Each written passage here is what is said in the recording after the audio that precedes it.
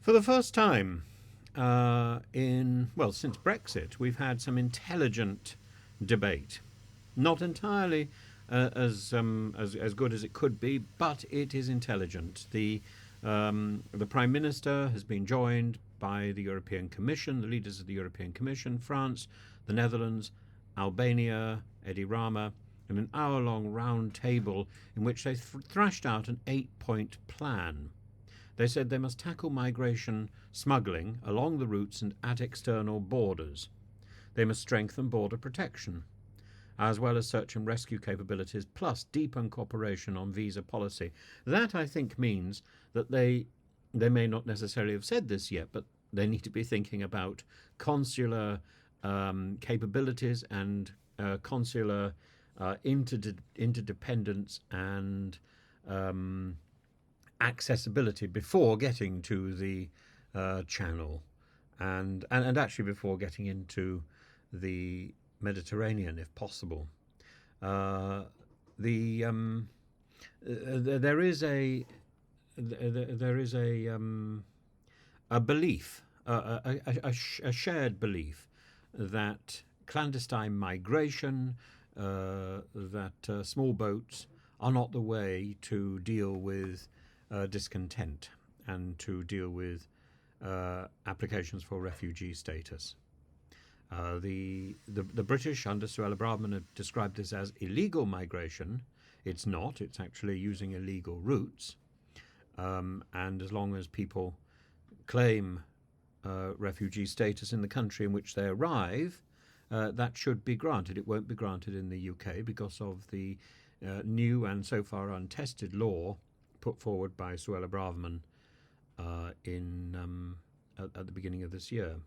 So, and also the Nationality and Borders Act, which went through in November. Those two linchpins of the new approach to migration are part of Britain's response. I think it's a response which will be challenged and eventually dumped because of the legal problems inherent in challenging, quote, the limits of the law. It's not the job of the government to challenge the limits of the law. That's the job of thugs and criminals. However, I think it's very positive that a Conservative Prime Minister is talking to the Italian Prime Minister, even if she has a reputation as being a right-wing firebrand. It doesn't make any difference. We've got to. This is an international matter. I think it's something that goes beyond Europe. I think it's something that we should be having a cross-party international conference about, and to attempt to redefine rather than circumvent and defy the 1951 Refugee Convention. So far this year, 135,000 people have reached Italy, and that's up from 72,000 over the same period last year. This is a huge problem. So if Meloni is also saying we want to stop the small boats, she, like Rishi Sunak, is basically failing. Basically failing because this isn't something that one single country can handle on their own, because it's not their initiative. They are responding to the boats which are coming from elsewhere. This isn't the problem of France. And handing money to France to police its own borders is simply stupid. It's wasted money. It's an exercise in PR which is as absurd as it is wasteful. And I think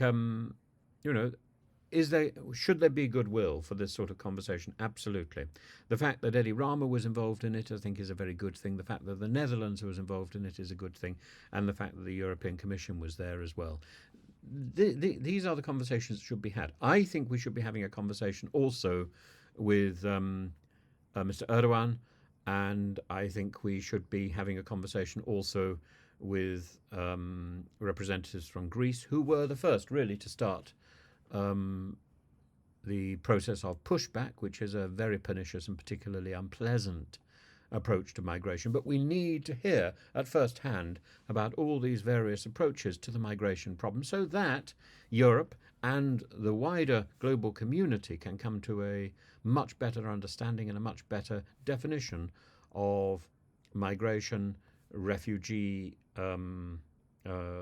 status, and how we, in the northern part of the world, can respond to people from the south who are in desperation for whatever reason.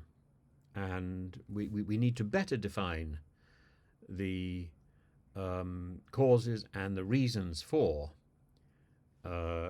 seeking refuge, and we need to better understand and regulate the way we respond to those people who are seeking refuge. We also need to have secure and safe routes, so that the possible routes across the Mediterranean stop, so that the possible routes across the English Channel stop, because that we should not be in a position where anybody is encouraged to risk their life simply to respond to desperation and to disaster in their own country. And I think we also need to stop the nonsense of countries trying to stop their various citizens leaving their country. The idea of exit visas, the idea of the idea of denying people passports, the absurdity of, for example, if you live in Russia, do you know you need to get a new passport, whatever you've been doing when you are 20, and then again when you are 45? Does this not strike you as madness? Well, it might, unless you happen to be in the passport control office and you think that's a great way of regulating our society. And passports in Russia, for example, even if you're applying to the foreign ministry or the Home Office, the equivalent of the Home Office, the passports are in fact provided by the FSB. So passports are a way that many societies regulate and control their civilians. That's not what a passport is there for. A passport is so that you can actually go into another country. But, bits of paper are always going to be abused by pernicious dictatorial governments. And maybe one way of assessing just how bad your government has got is to see how quickly and how efficiently your passport is redelivered when you apply for one.